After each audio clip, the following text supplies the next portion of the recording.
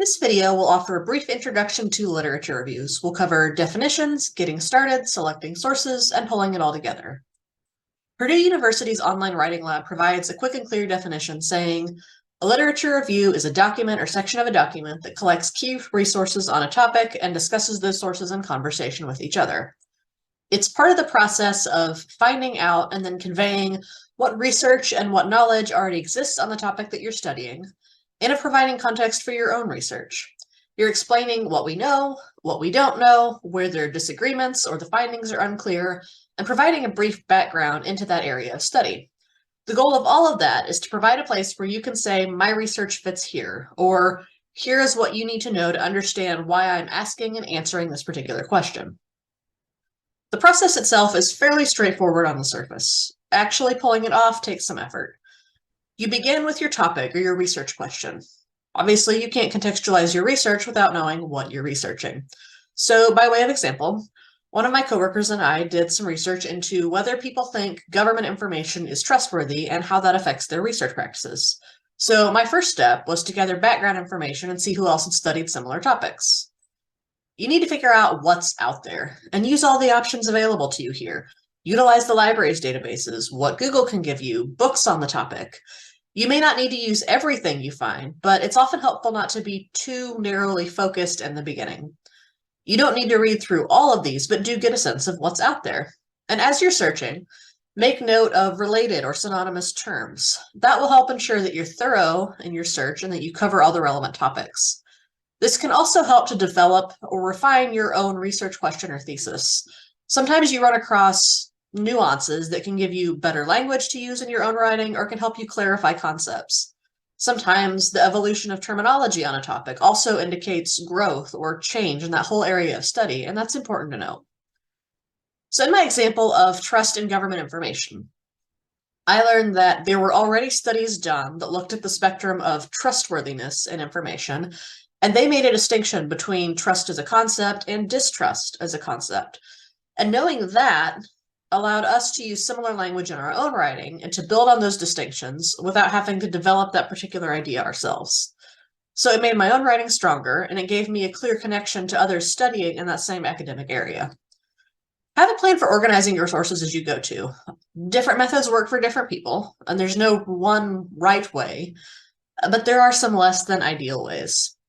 So whether you use a citation manager, note cards, a word processing document, whatever works for you, save the titles, save the URLs, ideally save a brief summary of why you think a particular source may be helpful. It will save you time later and when you don't have to go back and hunt for a source all over again. So once you've done the preliminary searching, it's time to start narrowing down which sources to use in the literature review.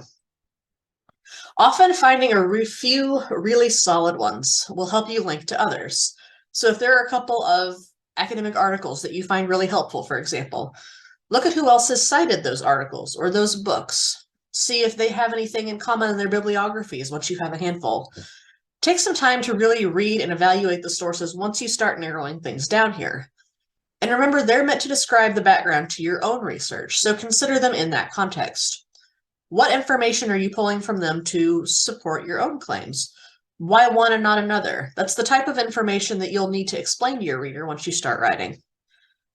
When I was doing my own research, I was looking at the government in part, and there is an awful lot of published research that pertains to the federal government. So we had to be selective in what we used for our literature review.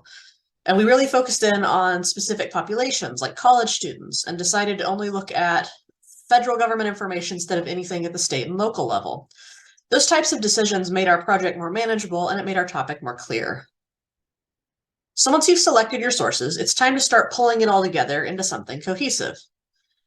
A literature review should not be just a list of sources in an arbitrary order. That's what an annotated bibliography is to a degree. It ought to come together in a sort of a narrative. And it's up to you as the writer to determine how to organize things. And again, there's not a single correct way to do it. Different approaches work well in different fields, and it often does depend on your topic.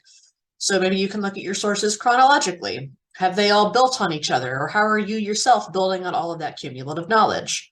Or if you have a few different themes, that might suggest a way to organize it.